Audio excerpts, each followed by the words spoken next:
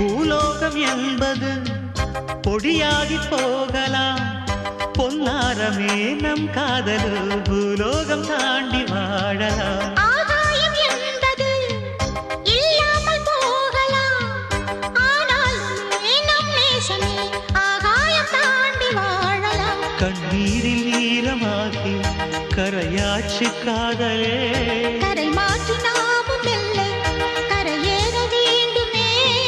நாளை வரும் காலம் நம்மை